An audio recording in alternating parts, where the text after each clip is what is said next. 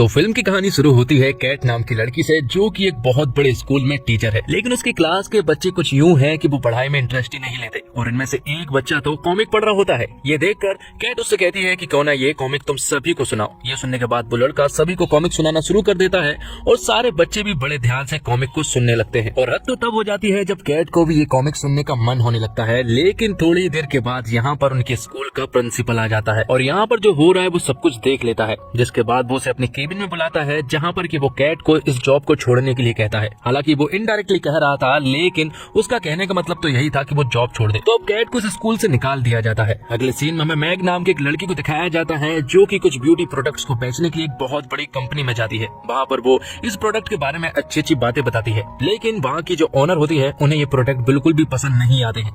तो मुंह लटकाकर मैग जब बाहर आने लगती है तो उसे मालूम चलता है कि ना तो प्रोडक्ट बिके और उसकी कार भी नो पार्किंग में खड़ी हुई थी, इसलिए पुलिस वाले उसकी कार को यहाँ से ले जा लेते हैं। अब आगे में मालूम चलता है कि दरअसल मैग और कैट दोनों ही बेस्ट फ्रेंड्स है और जब वो अपने घर पहुंचते हैं तो वो डांस कर रही होती है, क्योंकि आज दोनों का ही दिन बहुत ज्यादा खराब रहा है। यहाँ पर कैट भी अपने बारे में बताती है और मैग भी, दोनों बताते हैं कि उनका आज का दिन बहुत ही ज्यादा खराब गया है। कैट और मैग एक ही घर में रहते हैं और रात को जब वो एक टीवी शो देख रहे होते हैं तो यहाँ पर मैग कैट से कहती है कि क्यों ना हमें मूड फ्रेश करना चाहिए और इस शहर को छोड़कर कहीं दूर वेकेशन पर जाना चाहिए। लेकिन कैट उससे कहती है कि हाल ही में मेरी जॉब गई है, इसलिए उसे एक नई जॉब ढूंढनी होगी। जिस पर कि मैग उससे कहती है कि क्यों ना इस वेकेशन के बाद दोनों ही जॉब ढूंढने का काम चालू करेंगे। तो इस बात से दोनों एग्री होकर अगले ही दिन पोलैंड निकलने के लिए निकल जाते हैं। जब वो एयरपोर्ट पर पहुंचते हैं तो वो देखते हैं एक बहुत बड़ी लाइन, जहां पर कि इनका नंबर लगने का सवाल ही पैदा नहीं होता। तभी मैग यहाँ पर एक बंदे को पटा लेती है और लाइन में सबसे आगे लग जाती है। दरअसल मैग ये सारे काम करने में माहिर है। जिसके बाद दोनों ही फ्लाइट में जाते हैं, जहाँ पर की इनकी सीट आजू बाजू में तो थी, लेकिन इनके बीच की एक सीट खाली थी, जहाँ पर की कोई रेयान नाम का आदमी आने वाला था।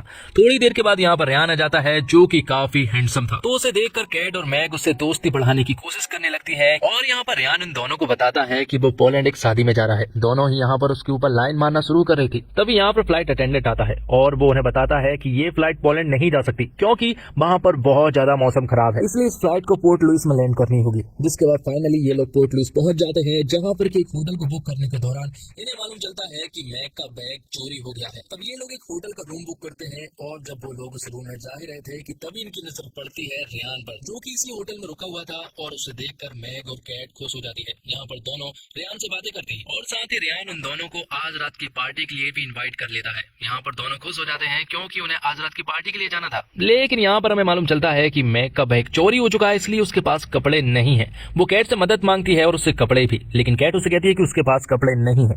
दरअसल कैट ये चाहती है कि वो आज रात पार्टी में अकेले जाए और रेयान से मुलाकात करे। वो ऐसा ही करती है। वो रेयान से उस रात पार्टी में मिलती है, लेकिन थोड़ी देर के बाद यहाँ पर मैग आ जाती है, जिसके पास कपड़े तो नहीं थे, पर उसने एक साड़ी का जुगाड़ कर लिया था, जो कि उसने ठीक से नहीं पहनी थी। यहाँ पर वो सभी लोग एंजॉय करते हैं। तभी यहाँ पर रेयान को मालूम चलता है कि पोलैंड में मौसम बहुत ही ज्यादा खराब हो गया है और वहाँ के सारे आने जाने के रास्ते बंद हो चुके हैं। तब कैट और मैग रेयान को सहारा देती है और उससे कहती है कि सब कुछ ठीक हो जाएगा। दरअसल वो लोग तो लाइन मारने में लगी हुई थी। इसी चक्कर में कैट और मैग के बीच में दरारें आ चुकी थी। वो तो किसी हालत में बस रेयान को पटाना चाहती थी और इसी चक्कर में दोनों के बीच में फाइट होने लगी थी। अब अगले दिन दोनों रेयान के पास जाती है, जहाँ पर की मैग रेयान से कहती है कि क्यों ना आज उन्हें एयर बलून में जाना चाहिए। दरअसल मैग को बहुत अच्छे से मालूम है कि कैट को एयर बलून में डर लगता है। इसके बावजूद कैट रेयान की खातिर उनके साथ जाती है। जैसे ही वो लोग ऊपर जाते हैं तो यहाँ पर कैट की हालत बहुत ज्यादा बिगड़ने लगती है, पर इस तरह से डरता हुआ देख रेयान कैट को सहारा देने लगता है, जो कि कैट को काफी अच्छा लगता है। अब इसके बाद हम देखते हैं कैट और मैग को, जो कि कॉफी शॉप में बैठी हुई थी। दोनों ने एक दूसरे को नहीं बताया कि दोनों रेयान को पसंद करती है। वो तो बस किसी तरह से रेयान को पाना चाहती है। तभी यहाँ पर उन्हें मालूम चलता है कि रेयान पोलैंड जा रहा है, वो भी बाय रोड। और ये सुनने के बाद दोनों रेयान से मिलने के लिए पहुंच जाती है। और ये बात जब उन्हें पता चलती है कि वो पोलैंड जा रहा है, तो यहाँ पर दोनों बेस्ट फ्रेंड उससे कहने लगती है कि वो भी उसके साथ चलना चाहती है। जिसके बाद क्रैग नाम का ड्राइवर इनके साथ जाने लगता है और कैट आगे बैठी हुई थी और मैग और रेयान पीछे बैठे हुए थे और वो काफी मस्ती भी कर रहे थे। और ये सब कुछ कैट को देखकर बिल्कुल भी अच्छा नहीं लग रहा था, क्योंकि उसके हिसाब से उसे पीछे होना चाहिए था मैग की जगह पर। तो पीछे मैग और रेयान आपस में खूब बातें कर रहे थे, जो कि कैट को बिल्कुल भी अच्छा नहीं लग रहा था, इसलिए वो उनका काम बिगाड़ने के लिए पीछे पहुंच जाती है। लेकिन वो उनके बीच में एडजस्ट नहीं हो पाती है, इसलिए उसे वापस आगे भेज दिया जाता है। अब कैट यहाँ पर देखती है कि मैग और रेयान के बीच में नजदीकियां बढ़ने लगी थी। इसलिए कैट यहाँ पर मैग की एक पुरानी फोटो दिखाती है जिसमें कि वो बहुत ही ज्यादा गंदी लग रही थी, और ये देखकर रियान भी खूब हंसता है, जो देखकर मैग को काफी ज्यादा बुरा लगता है क्योंकि उसे ऐसा नहीं करना चाहिए था। तो मैग तो इसका बदला जरूर लेने वाली थी। तो कैट जैसे ही बाथरूम में जाती है तो मैग यहाँ पर आकर उस बाथरूम का दरवाजा लॉक कर देती है और वहां से चली जाती है। वापस आने के बाद वो रियान से बात करने लगती है और उसे चिपकने की कोशिश करने लगती है। हालांकि वो यहाँ पर कैट के बारे में पूछता है कि वो आकर कहां पर गई है, लेकिन वो यहाँ पर कुछ भी नहीं बताती है। उसका एक कॉल आ जाता है तो रियान बात करने के लिए पहुंच जाता है, और यहाँ पर हमें मालूम चलता है कि दरअसल में क्रैग भी मैग को पसंद करता है, लेकिन उसने ये बात अभी तक उसे बताई नहीं है। अब रियान और मैग जब आपस में बात कर रहे होते हैं कि तभी हम देखते हैं कि कैट जो है वो बाथरूम की खिड़की से छलांग मारती है, जिसके कारण उसकी हालत और उसके कपड़े भी पूरी तरह से खराब हो जाते हैं। और उसे बहुत ज्यादा गुस्सा आ रहा था मैग पर, क्योंकि उसे मालूम है कि ये उसी का काम है, लेकिन फाइनली उसे पीछे बैठने का मौका मिल चुका था और अब ये मौका वो नहीं छोड़ना चाहती थी। इसलिए वो यहाँ पर रियान से कहती है कि जब वो वहां से गिरी थी तो उसके गर्दन में चोट आ गई है, इसलिए वो रियान से मसाज करने के लिए कहती है और रियान भी मसाज करने लगता है। लेकिन मैग को ये सब कुछ देखा नहीं जाता है, इसलिए वो एक बियर की बोतल में बहुत सारी स्लीपिंग पिल्स मिला देती है और कैट को देने लगती है। वो उससे कहती है कि इसे पीने के बाद थोड़ी राहत तो तुम्हें जरूर मिलेगी, लेकिन तभी इस बोतल को क्रैग छीन लेता है और पीने लगता है। यहाँ पर मैग उससे मना करती है कि तुम्हें इस बियर की बोतल को नहीं पीना चाहिए, तुम्हें नींद आने लगेगी। हालांकि क्रैग को नहीं मालूम है कि उसकी बोतल में स्लीपिंग पिल्स मिले हुए हैं।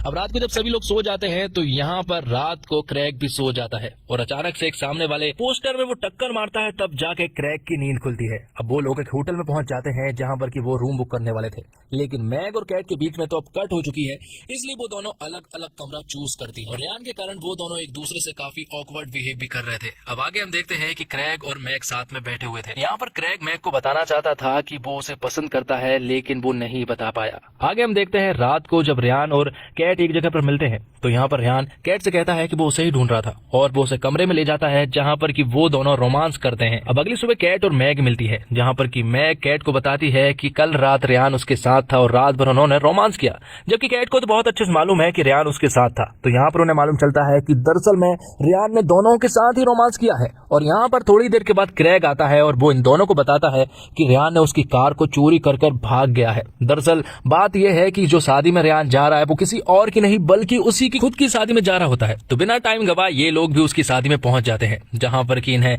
रियान के कुछ रिश्तेदार मिलते हैं और थोड़ी देर के बाद उनकी नजर रियान पर भी पड़ जाती है। जब रियान इन दोनों को देखता है तो वो दुम दबाकर भागने की कोशिश करने लगता है और कैट और मैग उसका पीछा करने लगती है, पर आखिरकार कैट और मैग रियान को पकड़ने में कामयाब हो जाती है। तो कैट और मैग यहाँ पर रियान को सुनाना शुरू कर देती है। वो उससे कहती है कि अगर उसकी शादी होने ही वाली थी तो हमें यूज करने की क्या जरूरत थी, हमें धोखा देने की उसे जरूरत थी ही नहीं। तब रियान उन दोनों से कहता है कि मुझे मालूम चल गया था कि तुम दोनों मुझे पसंद करती हो, और पसंद तो छोड़ो, तुम तो बस मुझे पाना चाहती थी किसी ट्रॉफी की तरह, और धोखा तो तब होता जब मैं तुम दोनों में से किसी एक के साथ सेट हो जाता। उसे मालूम है कि वो दोनों एक साथ रहने वाली है, इसलिए वो उन दोनों को ही छोड़कर भाग गया था। अब थोड़ी देर के बाद यहाँ पर रियान की होने वाली वाइफ आ जाती है, जो कि मैग और कैट से भी मिलती है, और कैट और मैग को मालूम चलता है कि दरअसल में रियान की होने वाली वाइफ जो होती है वो बहुत ही ज्यादा तेज है। उसे देखकर उन्हें समझ आ गया था कि रियान के लिए तो यही ठीक है। तब वो दोनों वापस आ जाती है। वापस आने पर मैग की मुलाकात एक बार क्रैग से होती है और क्रैग यहाँ पर मैग को सब कुछ बता देता है कि वो उसे पसंद करता है, और यहाँ पर कहीं ना कहीं मैग भी क्रैग को पसंद करने लगी थी और अब वो दोनों साथ थे। जिसके बाद हम देखते हैं कैट और मैग को। दोनों अभी भी एक दूसरे से थोड़ी खफा तो थी, लेकिन दोनों एक दूसरे के बेस्ट फ्रेंड्स थे, इसलिए उन्हें एक दूसरे को माफ करना ही पड़ता है। और वो दोनों कसम खाते हैं कि आज के बाद किसी लड़के की वजह से उनकी दोस्ती के बीच में कभी भी दरार नहीं आएगी। और अब वो दोनों जॉब ढूंढना भी शुरू कर देती हैं। और फिर एक दिन कैट को उसके स्कूल के प्रिंसिपल मिलते हैं, जो कि कैट का प्रमोशन कर देते हैं, क्योंकि जो बच्चों को वो पढ़ा रही थी उन्हें पढ़ाना इतना आसान काम नहीं है, क्योंकि वो बिगड़े हुए बच्चे की औलाद है और उन्हें कैट ही पढ़ा सकती है। इसलिए कैट को प्रमोशन के तौर पर एक बड़े टीचर के रूप में रख लिया जाता है। और यहाँ दूसरी तरफ क्रैग और मैग की लव लाइफ भी बहुत अच्छी चल रही थी। दोनों एक दूसरे से बहुत ज्यादा प्यार करने लगे थे, और मैग जो ब्यूटी प्रोडक्ट्स बेचने का काम करती है उसमें क्रैग भी उसकी मदद करता है, और दोनों बिल्कुल परफेक्ट कपल बन जाते हैं। तो दोस्तों, इस फिल्म से ये सीख मिलती है कि कुछ टेम्परेरी रिश्तों के कारण कभी भी अपनी दोस्ती को नहीं तोड़ना चाहिए, क्योंकि जो टेम्परेरी रिश्ते होते हैं वो शुरुआत में काफी अच्छे लग सकते हैं, लेकिन जो हमारे साथ ही परमानेंट है उसे हमेशा अपने साथ रखना चाहिए। तो दोस्तों, इसी के साथ ये फिल्म यहीं पर खत्म हो जाती है।